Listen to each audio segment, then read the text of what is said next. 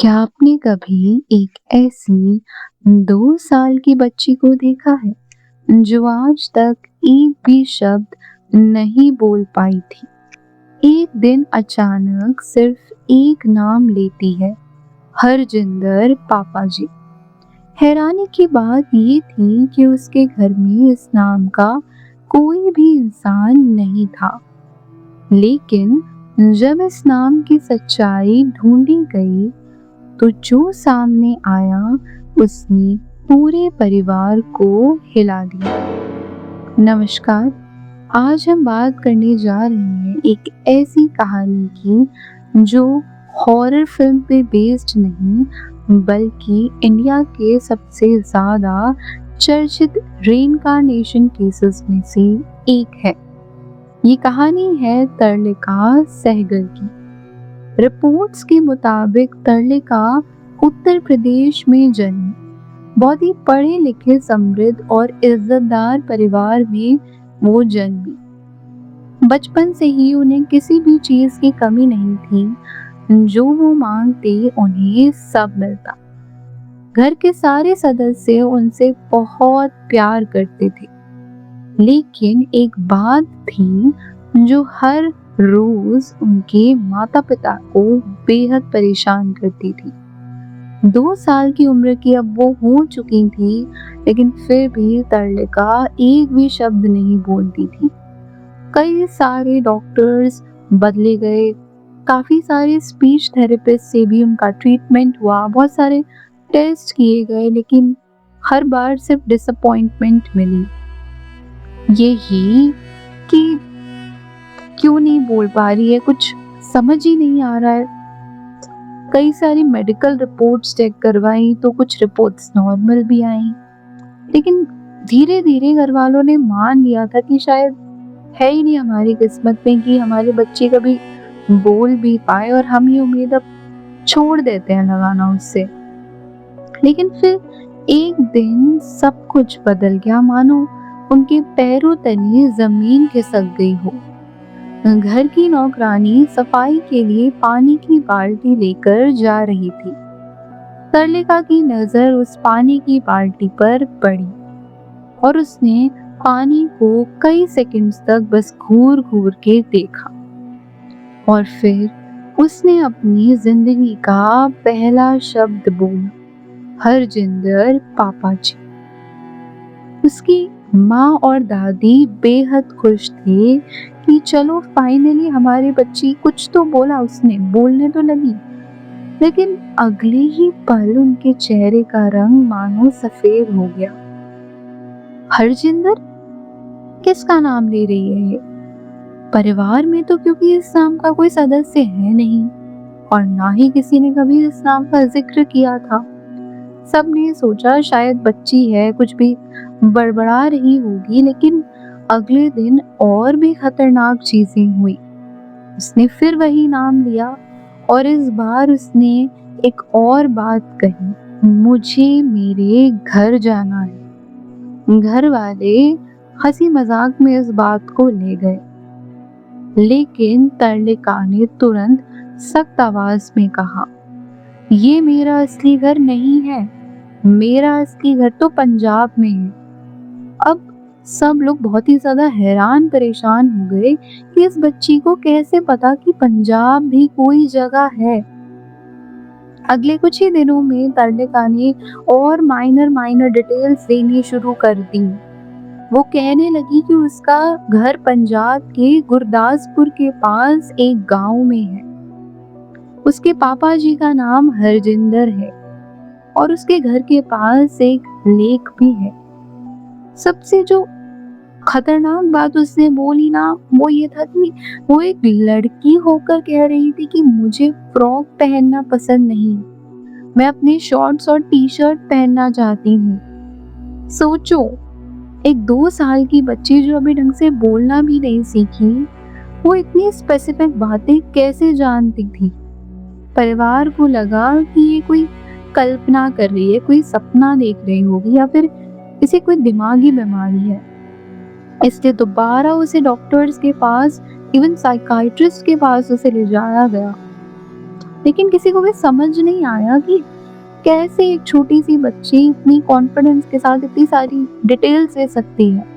तरलिका की दादी जो थी वो काफी ज्यादा स्पिरिचुअल थी, रिलीजियस थी, तो उन्होंने सोचा कि क्यों ना हम इस बात की जांच करें कि वाकई में ये सच कह रही है या झूठ। अगर बच्ची बार बार एक ही जगह का नाम ले रही है तो वहां जाके देखने में क्या ही हर्ज है। परिवार ने अपने दो भरोसेमंद लोगों को पंजाब भेजा। उनके पास सिर्फ कुछ ही क्लूज थे, एक नाम हरजिंदर और दूसरी थी जगह गुरदासपुर के पास का गांव और एक लेक के पास बना हुआ घर। तो किसी को भी उम्मीद नहीं थी कि वहां उन्हें कुछ क्लूज मिलेंगे या कुछ पता लगेगा उन्हें किसी बात का। लेकिन कुछ दिन बाद पंजाब से उनके पास फोन आया और उस फोन को सुनते ही उनकी मानो दुनिया हिल गई। पूरे केस को एक नया मोड़ मिल गया। रिपोर्ट्स के मुताबिक उन्हें वाकई हरजिंदर नाम का एक व्यक्ति मिला, लेकिन असली शौक अभी बाकी था। पंजाब से आया वो फोन पूरे परिवार को हैरान और सदमे में कर गया। रिपोर्ट्स के मुताबिक जिन लोगों को तरलिका के घर से भेजा गया था उन्हें वाकई हरजिंदर नाम का एक व्यक्ति मिला। सिर्फ उस नाम का व्यक्ति नहीं, जो सारी डिटेल्स उस बच्ची ने दी थी कि लेक के पास उसका घर था, वो सब बातें सच थी। लेकिन ये हैरानी की बात नहीं थी, इससे ज्यादा हैरानी की ये बात थी कि हरजिंदर ने अपनी जिंदगी की जब दर्दनाक कहानी बताई तो उसने बोला कि मेरा एक 17 साल का बेटा था जो लेक में डूबकर मर गया था और चीखता चीखता मरा, पापा पापा। यही बात एक नया ट्विस्ट ले गई। पंजाबी में बच्चे अपने पिता को पापा जी बुलाते और जैसे ही वो बच्चा सोचो लेक में डूब रहा है अपने पिताजी का नाम पुकार रहा है कि पापा जी मुझे बचा लो, पापा जी मुझे बचा लो। पूरा परिवार उसके गम से अभी पूरी तरीके से बाहर निकल भी नहीं आया था। पर अब सोचो एक 17 साल का बच्चा मर गया था उनका और कैसे वो भूल पाएंगे उसकी मौत को। जब तरलिका के बारे में उन्हें बताया गया तो रिपोर्ट्स के मुताबिक हरजिंदर का परिवार तुरंत बेहद इमोशनल हो गया। वो लोग रो पड़े। उन्हें लगा शायद किसी ना किसी रूप में उनका बेटा अभी भी उनके पास आ सकता है। उनके अंदर एक उम्मीद जागी। तरलिका के पिता इस बात से सहमत नहीं थे। उन्होंने साफ मना कर दिया कि नहीं, हमारी बच्ची किसी से भी नहीं मिलेगी, उसके दिमाग पे इसका बुरा असर पड़ेगा। लेकिन जब तक ये कहानी सिर्फ 2 परिवारों तक सीमित थी ना, तब तक सही था। रिपोर्ट्स के मुताबिक उस दौर के कई सारे अखबार जैसे कि अमर उजाला ने भी इस केस को पब्लिश किया और धीरे धीरे पूरे मीडिया में ये बात फैल गई थी आग की तरह। सब बस यही सोच रहे थे कि 2 साल की बच्ची इतनी बारीक डिटेल्स कैसे जानती थी। क्या ये कोइंसिडेंस था या फिर साइंस थी या क्या था। समय बीतता गया, धीरे धीरे तरलिका अब नॉर्मल होती गई। जैसे जैसे बड़ी होती गई किताबों का ज्ञान वो लेने लगी, पढ़ाई में बहुत अच्छी थी और इन बातों को अब वो भूल गई थी। उसने अपनी कही हुई ज्यादा बातें याद ही नहीं थी। और लेकिन एक चीज थी जो कभी नहीं बदली। रिपोर्ट्स के मुताबिक उन्हें गहरे पानी से आज भी बहुत डर लगता था और कभी कभी पानी देखकर वो चीखने चिल्लाने लग जाती थी, पैनिक करने लग जाती थी। कुछ लोग ने सोचा शायद कोई फोबिया होगा, कोई साइकोलॉजिकल इफेक्ट होगा।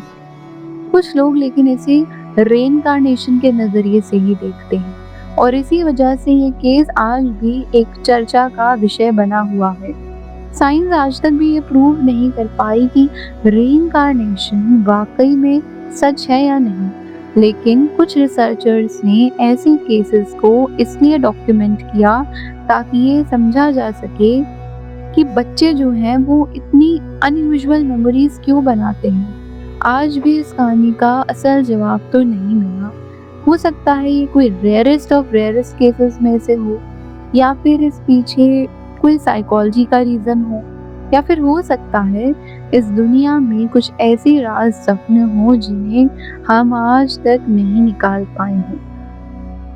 अब फैसला आपका है, क्या तरलिका की कहानी सिर्फ एक इत्तेफाक थी, या फिर ये उन कहानियों में से एक है जो हमें ये सोचने पर मजबूर कर देती है कि क्या मौत के बाद भी इंसान का सफर जारी रहता है। अगर आपको ऐसी ही रियल मिस्ट्री स्टोरीज देखना पसंद है तो चैनल को सब्सक्राइब करना मत भूलिएगा और कमेंट्स में ज़रूर बताइए, अगर आप तरलिका के परिवार की जगह होते तो क्या आप इस कहानी पर यकीन करते। मिलते हैं अगली मिस्ट्री के साथ।